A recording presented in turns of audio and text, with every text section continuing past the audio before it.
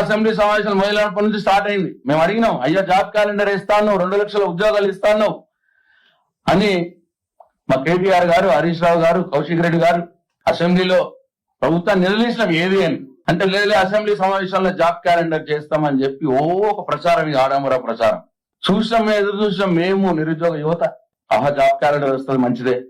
మేమిచ్చిన 1,63,000 ఉద్యోగాలలో మేము నోటిఫికేషన్ ఇచ్చి, పరీక్షలు రాపిచ్చి, ఫలితాలు చేపించి 1,63,000 ఉద్యోగాలలో 1,33,000 ఉద్యోగాలు మేము భర్తీ చేసి, ఇంకొక 30,000 ఉద్యోగాలకు ఆర్డర్లు ఇవ్వడానికి లేట్ అయిపోయింది ఎలక్షన్ కోడ్ వల్ల. ఆ ఆర్డర్లు మీరిచ్చి 30,000 ఉద్యోగాలు ఇచ్చామని అబద్ధాలు చెప్పుకొని జాబ్ క్యాలెండర్ ఇస్తాం. ఆ రోజు నువ్వు అసెంబ్లీలో మొత్తం ప్రచారం చేసి చివరికి చేసింది ఏందండి? ఏమన్నారు ఆ రోజుల్లో జాబ్ క్యాలెండర్? మేము అధికారంలోకి, రాహుల్ గాంధీ గారు అన్నమాట. రాహుల్ గాంధీ గారు అశోక్ నగర్ సెంట్రల్ లైబ్రరీ మెట్ల మీద కూర్చొని అక్కడున్న నిరుద్యోగ యువతను రెచ్చగొట్టడానికి, ఈ రాష్ట్రంలో ఉన్న నిరుద్యోగ యువత ఓట్లు దండుకోవడానికి స్వయాన రాహుల్ గాంధీ గారు మాట్లాడిన మాటలు. మేము అధికారంలోకి రాగానే తొలి ఏడాదిలో 2 లక్షల ఉద్యోగాలు భర్తీ చేస్తాం. మీరు డిసెంబర్ 4 నాడు అధికారంలోకి వచ్చినారు. ఇవాళ August 3, September, October, November, December, ఇంకా 4 నెలల సమయం ఉన్నది. 2 లక్షల ఉద్యోగాలు మీరు భర్తీ చేయాలి. ఇప్పటికి ఒక్క ఉద్యోగం కూడా మీరు భర్తీ చేయాలి.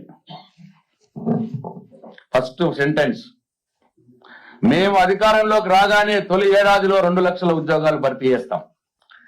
ఏ ఉద్యోగాన్ని ఎప్పుడు భర్తీ చేస్తామో, ఏ తేదీన పరీక్ష నిర్వహిస్తామో యూపీఎస్సీ తరహా జాబ్ క్యాలెండర్ ను ప్రకటిస్తాం వాళ్ళన్నమాట.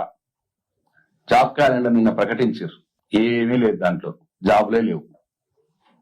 జాబులు లేని జాబ్ క్యాలెండర్. ఎవరిది ఏ శతకం లేదు. తెల్ల కాగితం మీద టైప్ కొట్టించి జాబ్ క్యాలెండర్ ప్రకటిస్తామని చెప్పినారు. జాబ్ క్యాలెండర్ పై అసెంబ్లీలో చర్చించి చట్టబద్ధత కల్పిస్తాం, రాహుల్ గాంధీ గారు చెప్పిన మాట. మరి నిన్న జాబ్ క్యాలెండర్ పై చర్చించిండ్రా? మేము చర్చిస్తాం, మాకు అవకాశం ఇవ్వండి అంటే, లేదు ఓన్లీ ప్రకటననే, దీని మీద చర్చించే అవకాశం లేదు అని చెప్పి మా నోర్లు కట్టేసారు. చట్టబద్ధత కల్పిస్తామన్నారు. చర్చ లేదు, చట్టబద్ధత లేదు. పుట్టి తెల్ల కాయిదాలు పెట్టినారు. మా కౌశిక్ రెడ్డి గారు బాగా చెప్తారు దాని మీద. ఇంకో మాట అన్నారు, జూన్ 2 నాటికి అన్ని శాఖల్లోని ఖాళీలతో జాబ్ క్యాలెండర్ ను ప్రకటించి సెప్టెంబర్ 17 లోపు నియామకాలు పూర్తి చేస్తాం. ఇది స్వయాన రాహుల్ గాంధీ గారు అన్న మాట. జూన్ 2 నాటికి అన్ని శాఖల్లోని ఖాళీలతో జాబ్ క్యాలెండర్ ను ప్రకటించి, జూన్ 2 పోయింది, జూలై 2 పోయింది, ఆగస్ట్ 2 పోయింది, 3 నెలలు పోయింది. జాబ్ క్యాలెండర్ పుట్టి తెల్ల కాగితం. వాళ్ళన్నది ఏంది? అన్ని శాఖల్లోని ఖాళీలతో ప్రకటిస్తామన్నారు.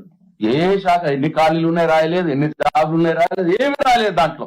సెప్టెంబర్ 17 లోపు నియామకాలు పూర్తి చేస్తాం. ఇవాళ ఆగస్టు 2, సెప్టెంబర్ 17 లోపు నియామకాలు పూర్తి చేస్తామన్నారు. వాళ్ళు ఇచ్చిన డేట్లు 25 డిసెంబర్ దాకా ఉన్నాయి. నిన్న ఇచ్చిన డేట్లలో 24 సెప్టెంబర్ 17 లోపట 2 లక్షల ఉద్యోగాల నోటిఫికేషన్లు ఇచ్చి, జాబ్ క్యాలెండర్ ఇచ్చి పూర్తి చేయవలసిన బాధ్యత రాహుల్ గాంధీ గారి మీద, ఈ కాంగ్రెస్ పార్టీ ప్రభుత్వం మీద ఉన్నది.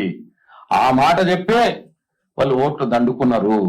ఆ మాట చెప్పే విద్యార్థులను బస్సులలో, అన్ని ఊర్లలో, నిరుద్యోగుల్ని బస్సులలో అన్ని ఊర్లలో విప్పి, మాకు ఉద్యోగాలు ఇస్తాయమ్మా, మాకు ఉద్యోగాలు ఇస్తారట నాన్న, మేము కాంగ్రెస్ పార్టీకి ఓటేద్దాం ఈసారి అని చెప్పి వాళ్ళ తల్లిదండ్రుల్ని, కేసీఆర్కి వేస్తామన్న వాళ్ళని కూడా వాళ్ళు పాపం పిల్లలు ఆశతోటి మాకు ఉద్యోగాలు వస్తాయి అన్న ఆశతోటి వాళ్ళ తల్లిదండ్రులను కూడా ఒప్పించి నీకు ఓటేసినారు కాంగ్రెస్ పార్టీకి.